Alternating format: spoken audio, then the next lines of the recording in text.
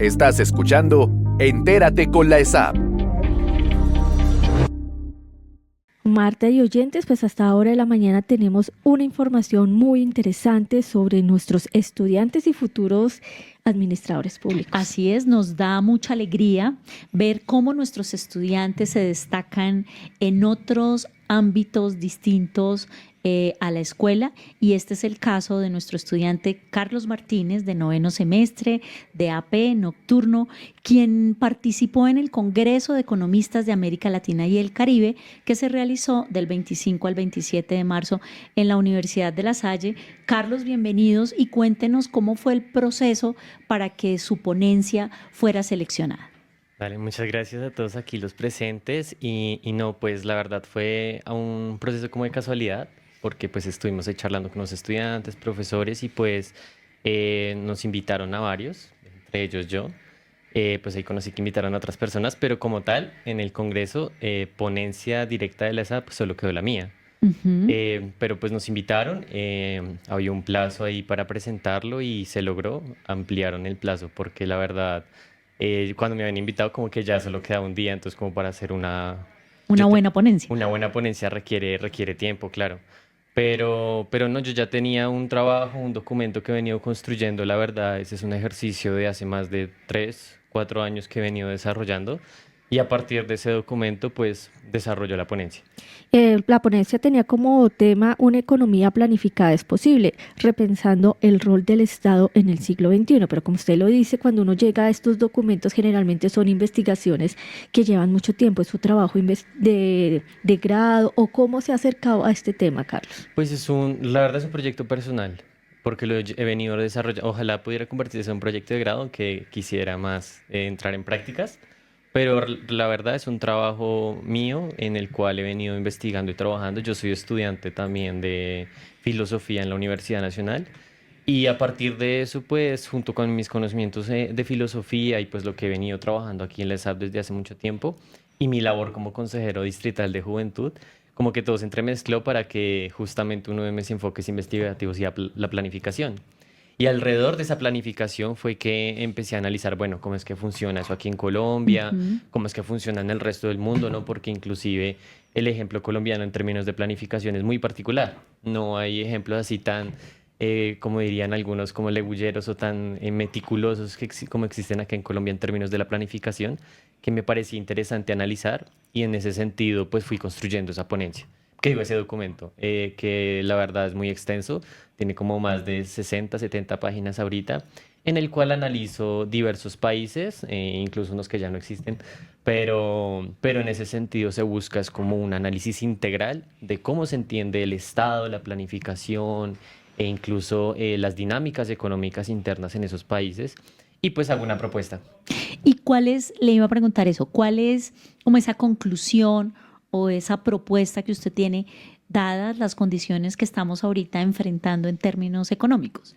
Sino, de hecho, justamente una de las conclusiones a la que llegué en la investigación y justamente ya la publiqué en una revista en la Universidad Nacional, hay unas compañeras que están liderando allá una revista en la Facultad de Humanas, pues me dejaron publicar este artículo, que allá resumo más, de manera un poco más integral cuáles serían las propuestas concretas. La investigación lo que demostró es que en términos del desarrollo económico de los diversos países, esto suele ser muy particular, o sea, ese entendimiento como general que tenemos del desarrollo de los países, como que hay una fórmula mágica que va a entrar a solucionar los problemas de los países, como que no es tan adecuada, sino que hay que empezar a revisar acorde a las dinámicas históricas, a la situación, al contexto de cada uno de los países. Por ejemplo, el ejemplo de Corea del Sur es muy interesante porque incluso después de la guerra de Corea y que nosotros participamos en la guerra de Corea, eh, Colombia era mucho más rica que Corea del Sur en ese momento. Y ahorita, ustedes ya saben, después de tanto tiempo, ya Corea del Sur es casi una potencia tecnológica e industrial. Entonces uno como explica eso, uno dice, bueno, pero empezaron peor que nosotros y ahora están mejor que nosotros. Y eso responde justamente a unas dinámicas de desarrollo económico que pues los presidentes, bueno, y uno que otro dictador en Corea del Sur, más o menos entendió y desarrollaron internamente el país bajo las dinámicas internas de ese territorio. Entonces, la primera conclusión es, toca desarrollar las fuerzas internas productivas del país acorde a las condiciones y a las posibilidades que tiene ese territorio. Entonces, por ejemplo, aquí en Colombia yo no puedo estar pensando ahorita, por ejemplo, en desarrollar una industria aeroespacial potente sin antes desarrollar como las industrias que me permitan hacer eso a mediano y largo plazo. O sea, es como todo un proceso que toca empezar a entender y, por ejemplo, cuáles son las posibilidades de Colombia. Entonces, Colombia tiene, bueno, recursos naturales, pero cuál es la Ujú. capacidad intelectual de los colombianos, ¿no? Donde podemos tener, como dice el presidente, ese capital humano suficiente para desarrollar una economía del conocimiento y esa economía del conocimiento debe responder a las lógicas de cada una de las particularidades de los departamentos y territorios colombianos. Esa es un poco esa primera conclusión. Ya posteriormente, en el segundo instancia de la investigación, se proponen unas propuestas concretas justamente en torno a esa planificación.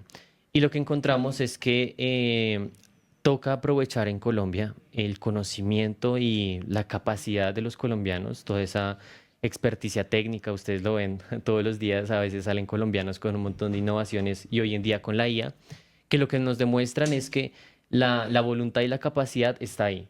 Lo que tiene que hacer el Estado colombiano es atrapar ese conocimiento, integrarlo a la economía productiva y generar una serie de estrategias que, por ejemplo, permitan desarrollar tecnología propia en torno, por ejemplo, a la reforma agraria. Entonces, si Colombia quiere desarrollar a profundidad su reforma agraria, y pues ese sería como el ejemplo que traigo aquí, porque son muchos los que ponemos, supongamos que se integran diversas entidades del Estado, del SENA, incluso la propia SAB articulando esas entidades con el DNP, incluso la parte, esta es una parte muy compleja de la propuesta, pero pues también tocaría mirar una parte del ejército interesante. Pero en ese sentido, la propuesta iría a desarrollar tecnología propia colombiana, eso claro llevaría a un proceso muy complejo, pero que le permitiría generar una serie de independencias en sectores clave de la industria, de la agroindustria, por ejemplo, no sé, tractores o otro tipo de insumos necesarios tecnológicos para la agroindustrialización, que a largo plazo abaratarían la reforma agraria. O sea, que a largo plazo permitirían que la reforma agraria se dé y se desarrolle como una bola de nieve que va cayendo. Eso va a potenciar todo. Y de ahí ya lo del resto de cambios pues son algo progresivo y consecuencia de ese primer desarrollo.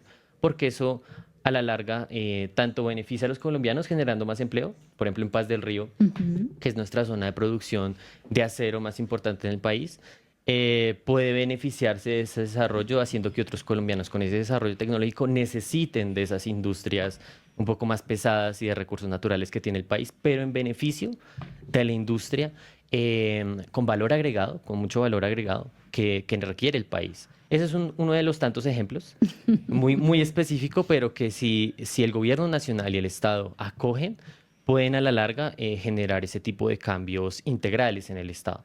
Entonces es como un poco las dos conclusiones principales que tiene el documento.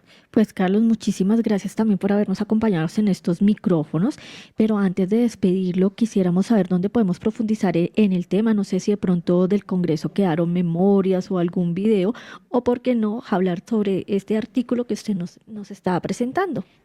Ok, sí, el artículo, pues yo traté de condensarlo en la presentación con una serie de ejemplos y representaciones lo más práctico que fuera posible. Digamos, ahí se entendió y lo que pasó es que van a recopilar todas las ponencias que se hicieron Ok. en el Congreso y pues van a estar ahí de conocimiento público no sé si van a generar un repositorio y sí tendría como que investigar, pero sí van a quedar como para que la gente los pueda consultar, incluso los propios ponentes lo pidieron así para que la gente pueda conocer lo que se realizó ahí. Y ya que comentas justamente en la parte final del Congreso, ya cuando hicimos el cierre, justamente se hizo una carta, un comunicado con unas conclusiones de lo que se desarrolló en ese Congreso.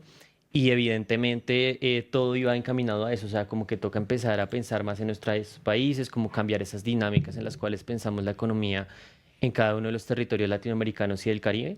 Y en ese sentido, como que vamos muy, o sea, como que la ponencia sí fue muy encaminada a la conclusión general de todo el Congreso. Y pues esto se puede consultar en su página web y yo creo que en futuras semanas o se va a publicar de manera mucho más oficial todo eso que se vino construyendo, porque creo que en este momento todavía no está publicada como tal las conclusiones, pero creo que ya próximamente se va a poder ver directamente en la página o en sus redes sociales. Entonces sí tocaría como que estén ahí consultando. De mi parte, yo voy a tratar de mandarle pues aquí a la SAP el trabajo que hemos realizado para que pues A la revista Polémica, para podemos, poderlo leer ahí. podríamos mandarlo a la Sí, revista claro. Polémica para que lo puedan leer de manera detallada y de pronto hacerle algunas modificaciones porque yo lo hice fue para poderlo presentar como Claro. ponencia. Una cosa es allá y otra cosa es Ya toca justamente... resumir. Una cosa es para algo ya más concreto para las revistas acá de la SAP. Ujú. Entonces sí, como tal sí tengo pensado publicarlo acá, pero va a requerir un poquito de tiempo y pues eso, o sea, como sí me gustaría que los SAPistas y administradores públicos a nivel nacional se repensaran este tipo de cosas, más allá del trabajo que yo he realizado, la idea es como, oiga, toca revisar críticamente qué es lo que estamos haciendo dentro del Estado y cómo eso puede beneficiar a todas las reformas del cambio. Carlos Martínez, estudiante de noveno semestre de Administración Pública en la sede central de la Escuela Superior de Administración Pública, muchas gracias por habernos acompañado hoy. No, muchas gracias a ustedes y a todo el país por nos escuchando. Noticias, historias y toda la actualidad de la Escuela Superior de Administración Pública en Entérate con la ESAP.